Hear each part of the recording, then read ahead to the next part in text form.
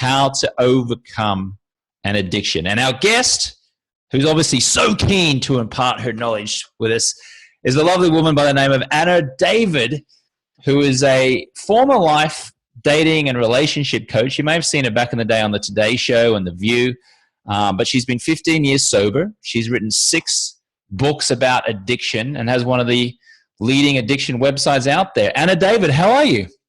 Well, first of all, I apologize for jumping in.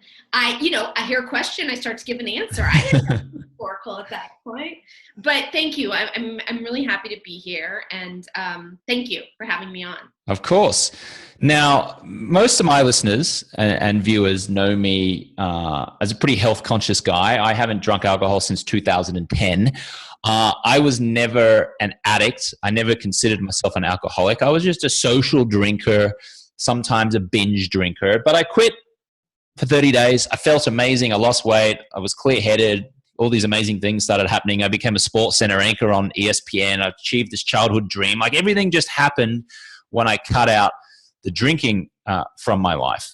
And so I'm a big proponent of, like, quit for 30 days, see what it's like, and then after that, reduce or quit forever, whatever you want. So that's kind of my story, but your story is a little bit different. You've been 15 years sober. So can you just share with my listener and viewer, what your story was and what your story is that led you down this path of, helping people with addiction? Yeah.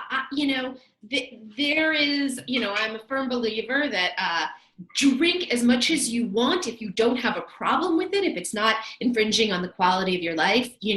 I'm an alcoholic, which sort of manifested itself as drug addiction, cocaine in particular, a bunch of pills too.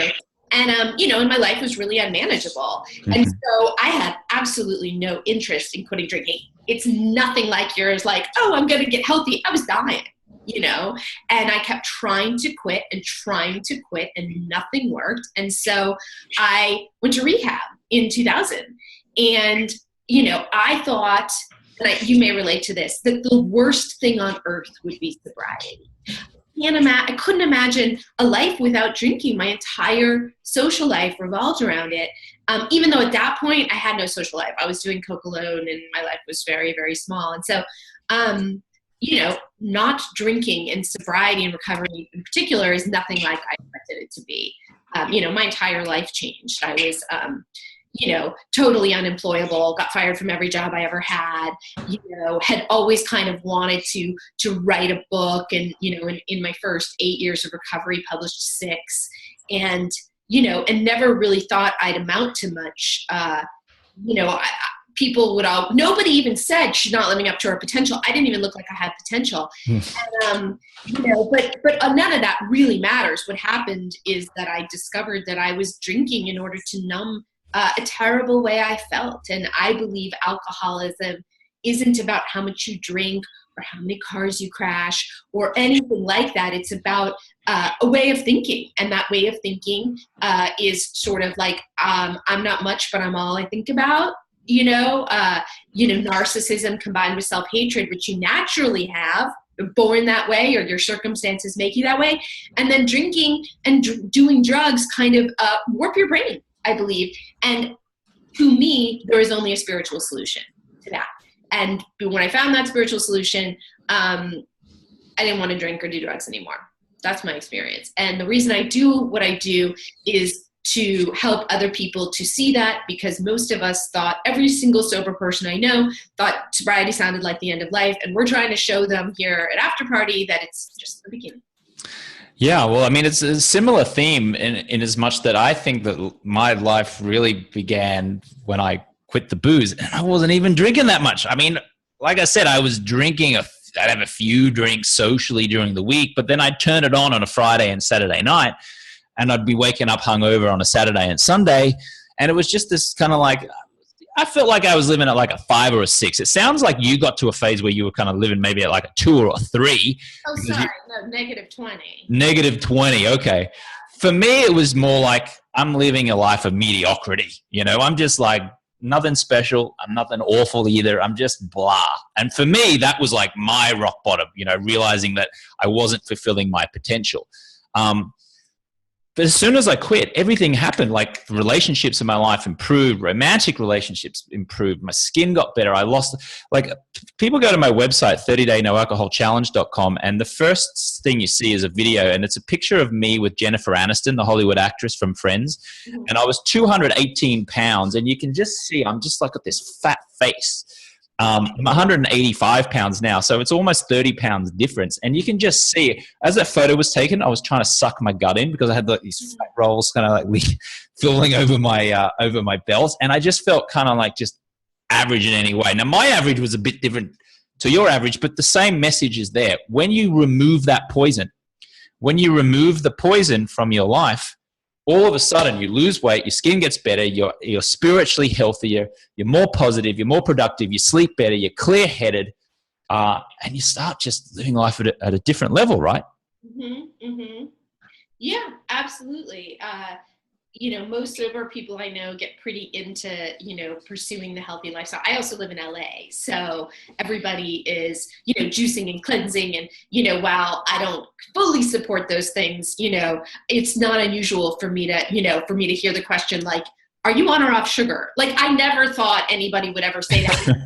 And people who go, oh, I'm off, then they're like, well, fruit. I never lived in a world where that degree of health even was a consideration. I smoked for 13 years. Me too. I smoked for about almost 13 years, about half a pack of Benson and Hedges extra mild or Marlboro Lights for about 12, 13 years. Yeah, that was my mom's brand. And it's funny, I grew up in Northern California, and my brother and I were so anti-smoking when we were little that she would buy the cartons, and we had this Jeep, and we were kids, and we didn't get that if she didn't have cigarettes, she'd just buy more. We'd take the cartons and toss them out the back of the Jeep. But, and then I became, a pack and a half a day smoker, but Camel Lights. Camel Lights. So, Anna, is it fair to say that you have an addictive personality, or do you feel like you had an addicted personality? I do. I mean, I don't look at it so much that way. I believe, like, alcoholism, you're born with a genetic predisposition to alcoholism. Is it in your family? And your circumstances can either exacerbate or diminish that predisposition. And, I have alcoholism, even though it manifested itself as like doing a lot of coke. It's all the same thing to me. And and if I don't have like a spiritual solution, and I'm not dealing with what's behind excessive use of anything, then I'm gonna act out. I think before I was in the relationship I'm in, I was very obsessive about men and dating, and like, oh, if I just find a relationship, then that's going to be the answer. And I definitely have an addictive relationship with exercise. I write about it all the time.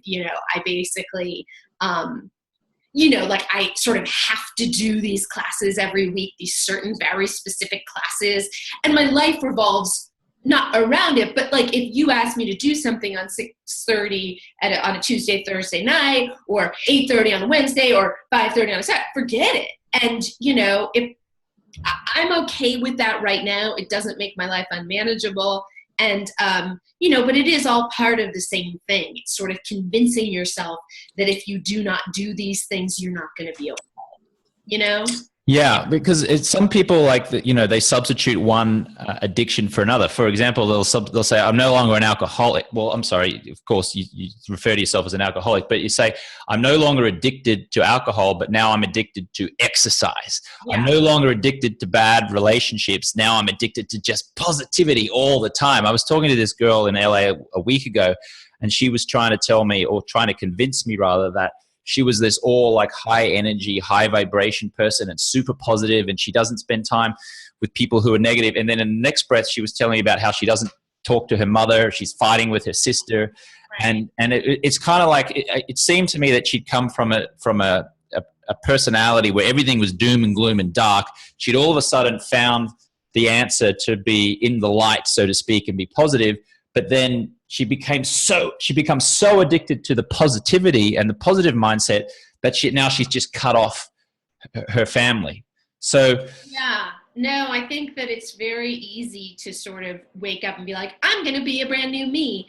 And I have noticed, and I've been, a victim of that as well. Your life never changes overnight. I mean, maybe yours did, but like, yeah, I quit drinking. That was a monumental change. The most of my changes have been incremental. It's a day-to-day thing. I don't wake up different. It's just sort of like one day I'm like, oh, I used to have a real problem with anger. I haven't gotten angry in like a year. That's weird. When did that go away? And things, in the recovery programs, there's a big emphasis on defects, on really handling like what caused all the desire to escape. And it never really goes away. I still suffer from anger. I still have that stuff, but it's a lot better. You know what I mean? Yeah. Oh, but and I definitely know people who are like, oh, I'm a guru, and it's all about positivity, and you can feel their rage, and you can feel that it's just hampered. And I don't think anybody changes that drastically overnight. So tell me a little bit about the After Party website. This sounds interesting because when I first moved to Los Angeles in 2003, it was all about the after party because bars and clubs or whatever, they all close at 1:30, I think, with the Californian liquor laws. And it was very different having come from London, where I lived, and Australia before that, where bars could stay out quite late, you could drink or whatever. But here it was like 1:00, bars would all shut off, and there was like, where's the after party? So there was always an after party going on around Hollywood, and invariably that would involve going back to someone's house where people would bring out bags and lines of Coke. They'd pass around more beers and things like that, and you'd stay up until 5 or 6 o'clock in the morning, and then you'd go home, and then you'd sleep until 11 or 12, and get up and go and have a hangover breakfast and feel like crap, and kind of like rinse and repeat again on the Saturday. So that sounds like maybe you had something similar when you were drinking. But what is this after party website now all about? What's the new after party, so to speak, Anna? Well, yeah, I'm right there with you with the after party. There were a lot of, I don't know if I wasn't drinking anymore in the time you're talking about, but there, after hours on Hollywood Boulevard were like the most decadent things, and would go all night. Oh, and they are still going on. I walked to a recovery meeting on Sunday mornings, which is, like a mile from my house. And there's this bar, Joseph's, which it's 9 a.m. on Sunday, and it is going. Really? I don't know how they're doing this. I mean, they probably stopped serving alcohol or whatever, but it's crazy. And, it reminds me of the old days. But After Party is a website that I started in 2013.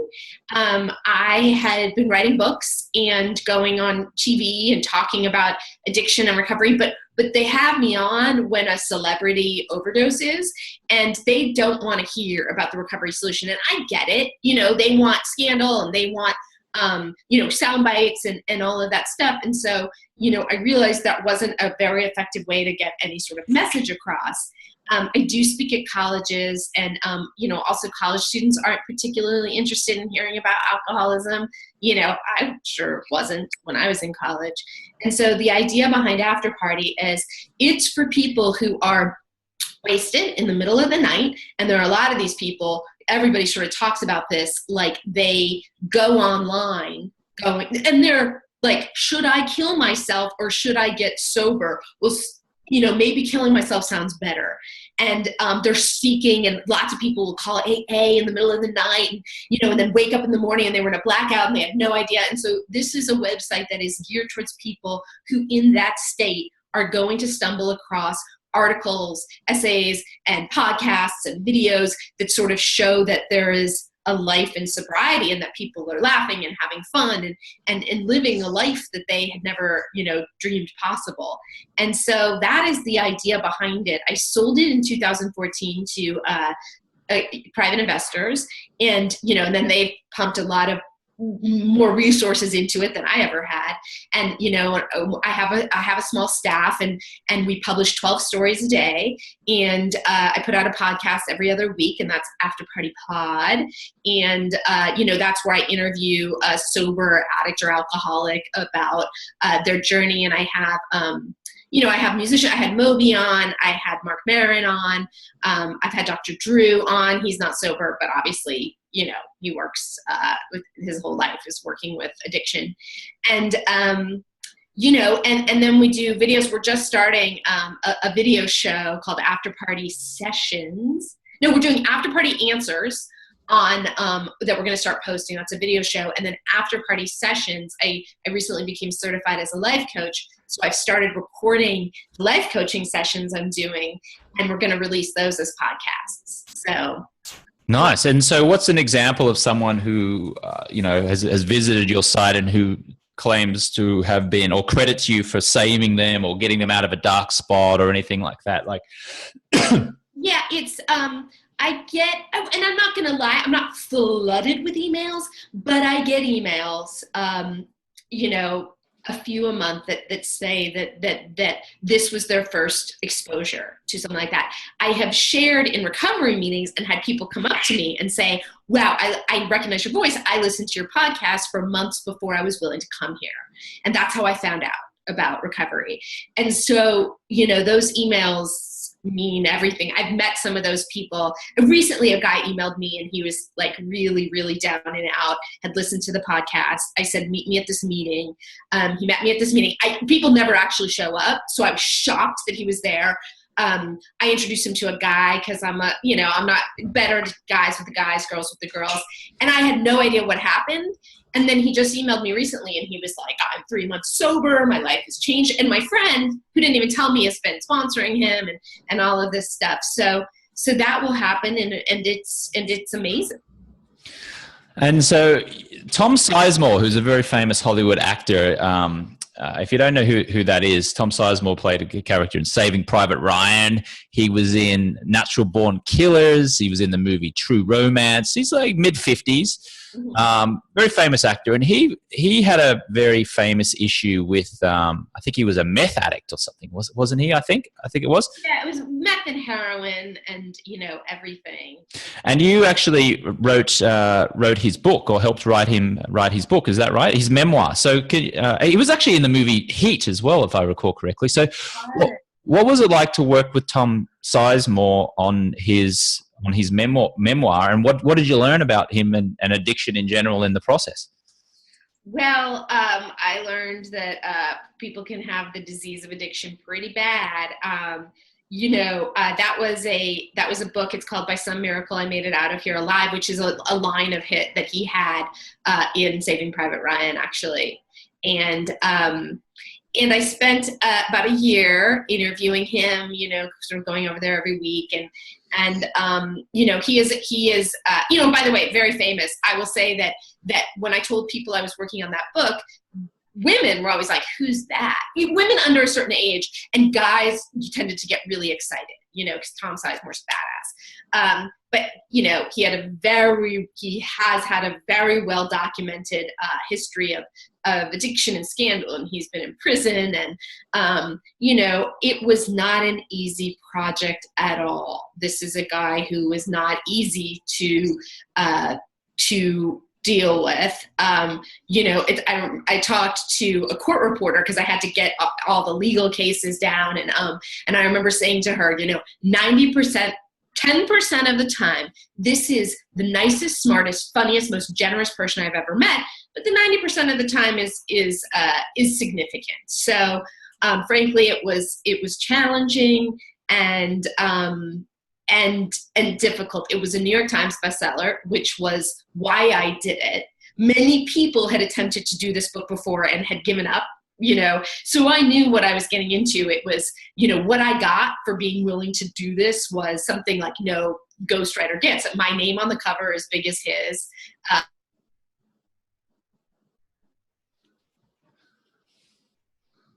And a guarantee that it was going to be a bestseller. So was it worth it? I guess it was hard. It was hard, right? It was hard. Yeah.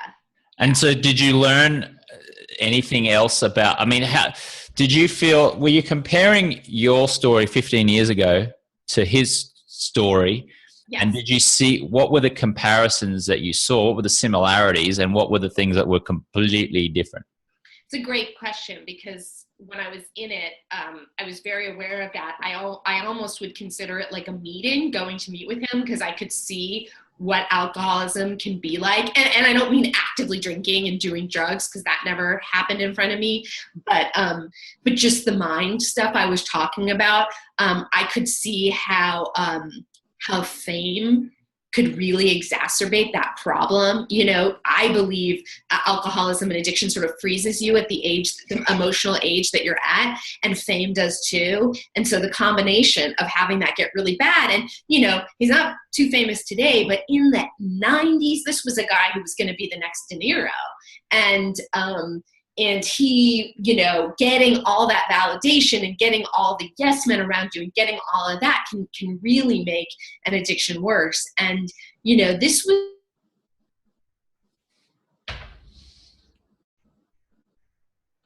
frankly grateful that my disease is not as bad. And it made me, really aware of alcoholism at its worst. Mm.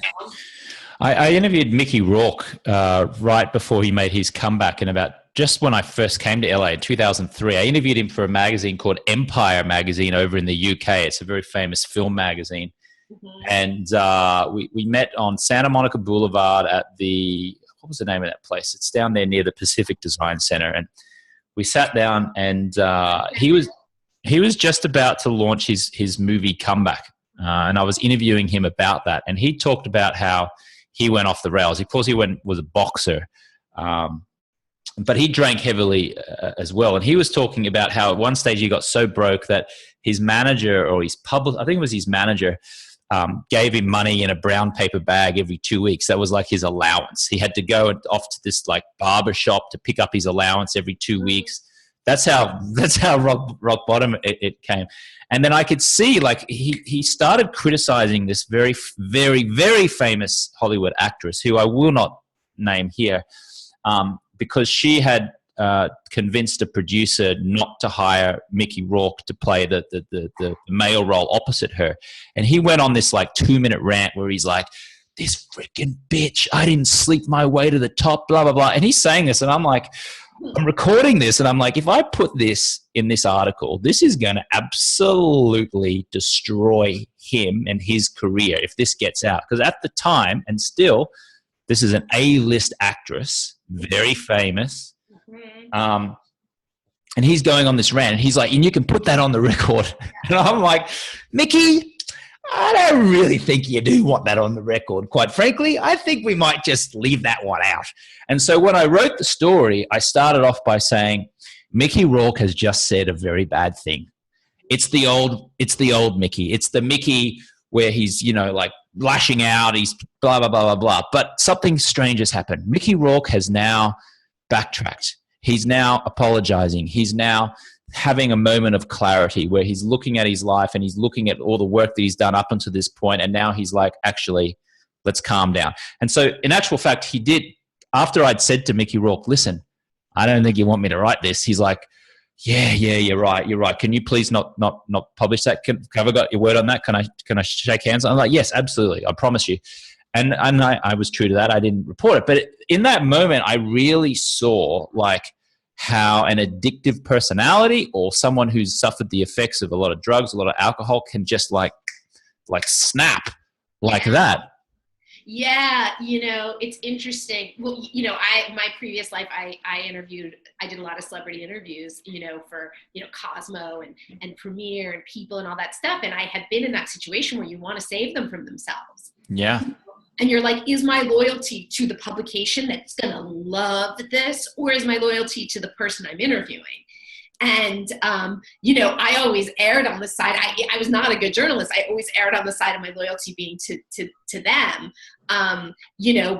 But I do think, one of the tenets of recovery is restraint of pen and tongue and keyboard these days, because I do think we have the tendency to fly off the handle. If you look at someone like Alec Baldwin, who's publicly sober or whatever, I get it. Like, you just are triggered and you have that impulse. And, one of the quotes from our literature is, anger is the dubious luxury of normal men.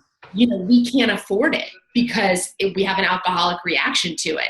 And I have been so guilty of it. But, with emails, at least we can write it and go, should I send that? Maybe I shouldn't send that. Maybe I'm going to save it in my outgoing thing and then I'll reconsider tomorrow. And, but in conversation, we can be our own worst enemies, I mean, it's true. Even now I haven't drunk in 5 years. And by the way, I want to point out, I hate the word sober for my own life, because when it's like, oh, how long have you been sober? What it implies is that I was somehow had a drinking problem. I was an alcoholic. So my story is a little bit different to yours. So in my 30-day no alcohol challenge, I avoid the word sober. I avoid the word alcoholic. It's just people who've created this habit, this habit of drinking, right, which they don't realize is creeping up on them. Now some of the members who go in there may have alcoholic tendencies. I don't pretend to be an expert on how I can solve that.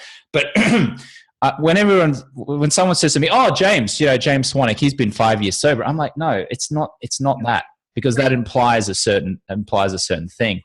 But then also, even my resistance to that implies that I've kind of like looked down, or there's a negative connotation to someone who was an alcoholic. You can see my resistance to that is almost judging someone. So I noticed that about me in the same place. Is there any commentary you have on that in terms of, people, how they perceive someone who's been an alcoholic or being sober, or any kind of like societal pressure or stigma that's involved with that? Yeah, that's another great question. And I would say to you, I would not judge yourself for that, because the truth is that's not your story. And it's like, and this may be a terrible comparison, but like if I said something that implied that I had cancer and that I was like in remission, I would want to clarify that. Not because I judge people who have cancer, but because that's not my story. Do you know what I mean? Right. Yeah. I don't actually think a judgment is implicit, and I completely get that. There is like controversy out there about recovering versus recovered. Mm-hmm. There are people who don't like the implication that they're always going to be an alcoholic, and if they haven't had a drink in 2 years, how could they possibly be considered an alcoholic? I get it. I don't have a problem with it. The reason I say like I'm in recovery or I suffer from alcoholism is that I have the same thinking that drove me to do that. And if I don't, knock on wood, feel in danger of taking a drink, but I feel in danger of my alcoholic thinking taking over all the time. And so I have to treat that. In terms of the stigma, I'm glad you brought that up, because that's a huge part of what we're doing here is trying to destigmatize. It's kind of an uphill battle. Not in LA where, you throw a rock and you're going to hit a sober person. Here is a great place. When I got sober, it didn't, I was raised in a very liberal environment. I don't work in banking or law. I've always been a writer. So I had no idea really that talking about it could make somebody judge me. And that was my ignorance, because there are people all over the world that really suffer from the stigma and can lose their jobs and can't be open about it. I do think it's ironic that drinking is glorified and addiction is stigmatized. It's incredible. Yeah. You do it, it's the way to enjoy your life, but dear God, don't do it too much or you're one of those people. Yeah. It's incredible. I mean, even for me, when people realize that I don't drink and they say, "Oh, what do you mean I drink?" "Oh, I quit drinking." Even if they don't say it, I can see in their eyes they're thinking, "Oh, this guy was an alcoholic. This guy's got a problem." And then sometimes I go, "Oh, like, so you drank pretty hard, did you?" And I'm like, "Oh, really?" Mm-hmm. I mean, I just drank all right socially. Sometimes I got a bit drunk, sometimes a bit of crazy stuff, but it wasn't like a huge deal. But then, and even when I say that, they still don't believe you. Like they're still like looking for like, yeah, you sound like the guy in denial. Exactly. I'm the guy who's in denial. And the reason that people think that is because it's so ingrained in our culture. Like, you just drink. It's just normal. Just have a beer. Get drunk on your 18th birthday. Have champagne at a wedding. Have a bottle of wine over a romantic dinner. Have a few beers as you watch NFL Sunday. It's just so ingrained in our culture that if you go out of that societal conditioning, you all of a sudden have a problem. Yeah, I mean, well, I will say also though, when I got sober, my job was I worked at Premiere Magazine, which is now long gone, and I had a column called Party Girl, which is my first book is called that, and this is called After Party, so that's really been like a theme. But I had a column where I went out and I covered every premiere, I covered the Oscars, I covered the Golden Globes, and so there I was among open bars constantly, every night, interviewing celebrities, doing that kind of thing. And it was shocking to me, at first I said, I can't do this job. There's no way I can do this job. I'll be too tempted. And it was shocking to me to go into a party and realize that not everyone's rushing to the bar to do tequila shots, and look for, the bathroom to go do Coke. That people, lots and lots of people are walking in and they're talking to people and they're just like at the event. And, the number of people that I've encountered over the years who just don't really drink is shocking me. I never knew anybody like that. So, it also depends on who you're talking to. There are many places I go where I'm out with people and they just don't really drink, which was revelatory to me. I know. I mean, when I quit drinking, all of a sudden my social circle started changing. I started hanging out with healthier people who didn't drink as much or didn't drink as all. I started going to the gym. I started hiking. I started getting into weird things, or what I perceived to be weird, like spirituality. I did a 10-day silent meditation called Vipassana outside the Joshua Tree. Ironically, I went to the Burning Man festival where there's a lot of drugs taking place, but I didn't take any drugs. I didn't drink any alcohol. I just did the yoga, spirituality kind of stuff. I just got into an environment where there were a lot sort of more, I don't know if more positive is the word, but like just deeper kind of conversations, less trivial conversations. I went to open bars in Hollywood, went to the Playboy Mansion, open bar, let's go. I went to the Oscars and Golden Globes, open bar, let's do it. I went to Elton John's party, the Pacific Design Center, it was like an open bar. I did all that kind of stuff. Sundance Film Festival, Cannes Film Festival, open bar, let's send me there. And I remember at the time realizing that Chris Martin, the lead singer of Coldplay, didn't drink. And I'm like, that guy sounds like a douche. Right. That's definitely not the kind of guy I want to hang out with.